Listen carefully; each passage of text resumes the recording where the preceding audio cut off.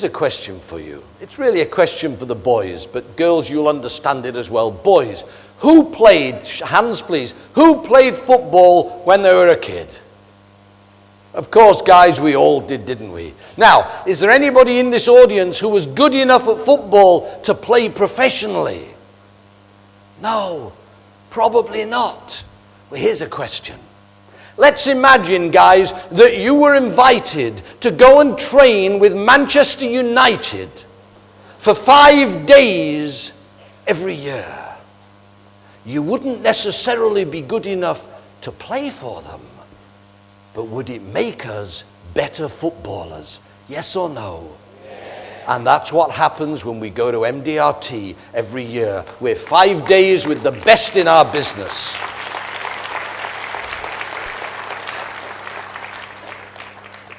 And folks, what an opportunity that MDRT is coming here to your country next February.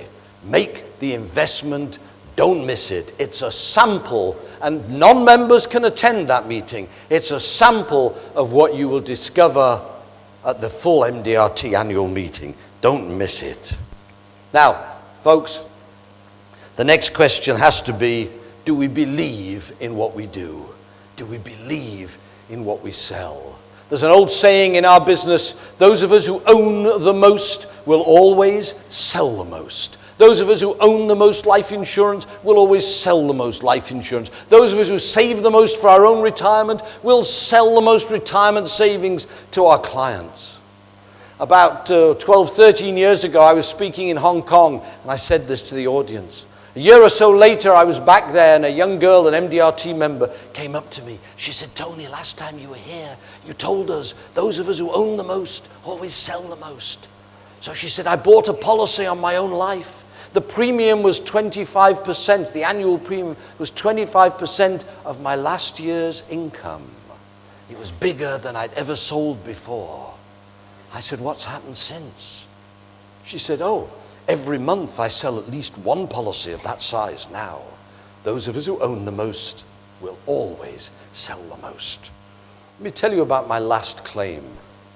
48-year-old husband and father of 2 teenage children. When he died, we paid out close to £1 million in life insurance. That's about 5 million ringgit. I had not sold him £1 million life insurance policy. He'd been a client for 15 years. I'd sold him small policies on top and on top, topping them up and topping them up. He was a very popular man.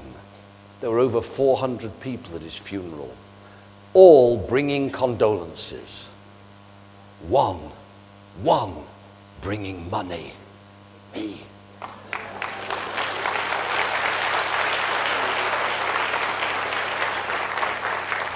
No one will ever place a higher value on us than we place upon ourselves.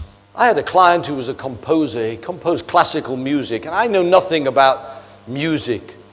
But I said to him one day, I found it amazing the way in classical music the notes seem to flow so smoothly. And he said, oh yes, we composers have a saying. The notes should flow so smoothly, they should seem to be inevitable. When he said that, I thought, shouldn't our careers, shouldn't our success be inevitable? It is our self-belief which will set the parameters, the limits for our achievements. Do we believe in the inevitability of our own success? You know, there was a famous jockey in the UK called Lester Piggott. He was the first European jockey to go to America to win their major horse race, the Kentucky Derby. And after he won it, he was asked, when did you realize you were going to win? He said, when I bought the plane ticket to fly here. When Jack Nicklaus first won the British Open, the golfer first won the British Open, after he won it, he was asked, when did you realize you were going to win? He said, when I walked the course before the first round. Do we believe in the inevitability of our success? Let me tell you one of the most amazing Olympic stories I have ever heard. In 1968, the Olympic Games, Mexico City, there was an American long jumper called Bob Beamon. Now, in the long jump, when they break a world record, they do it by this much. It's a centimeter, maybe half a centimeter. and something amazing happened. Bob Beamon, who was not expected to get into the medals, broke the world record by 55 centimeters. It took 23 years before anybody equaled his jump. And this is how he told the story of this amazing feat. This is how Bob Beamon prepared to jump. He would start at the end of his runway. He would walk to the jumping pit. He would measure out the point at which he believed he could reach. He would take off his baseball cap, roll it up, place it at the side of the jumping pit, at the point he believed he could jump to. And then slowly, he would pace out his run-up, turn at the end of his run-up, focus on his cap, the point he believed he could reach, start his run-up and jump.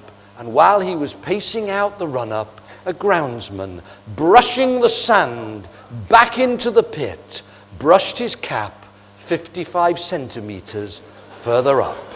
What might happen if we would move the cap of belief by 55 centimeters? So what's the formula for succeeding in our business?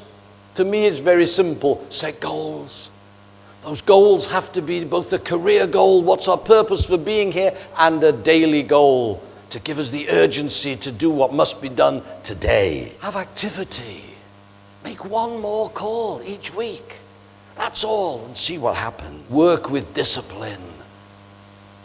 Remember, the difference between mediocrity and success is all wrapped up in discipline. Never go home on a negative. Try to end every day on a positive note. Talk to clients about wants, not needs. Reposition ourselves from being salespeople to helping them to buy. Think bigger, folks. Remember skiing. You laughed. Yes, it'll put a smile on our face, but remember, it's easier to ski downhill than it is to ski uphill. Qualify for MDRT. Come to the MDRT experience. Attend MDRT. Make the investment in our careers. And remember, it is our self-belief that will set the parameters for our achievements. My last piece of advice. We must take responsibility for our own success. Over 400 years ago, the English philosopher Francis Bacon wrote these words. He said, "The measure of a person's fortune lies in their own hands." The measure of our fortunes, of our success, lies in our own hands.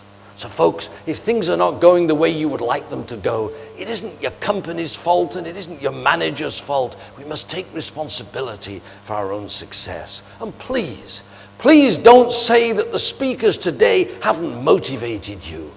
It is not our responsibility to motivate you. When I got out of bed in that hotel room this morning, my only responsibility was to motivate me. If we'll take responsibility for our own motivation, for our own success, then some of it will rub off on the people we mix with, our colleagues, our agents, our clients and prospects. And don't people prefer to spend time with people who make them feel good? Take responsibility for our own success.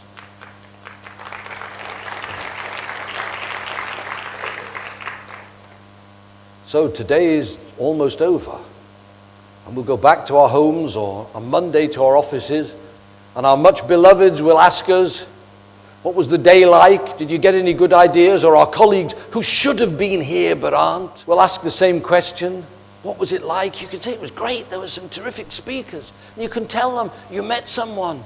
You met a man who's traveled halfway around the world, who in his first month in the business needed 43 sales appointments to make a sale. In his second month made 6 sales and they all cancelled. Yet he went on to qualify for MDRT and for the top of the table year after year after year, became the president of MDRT. And they'll say, yes, but did he have a message?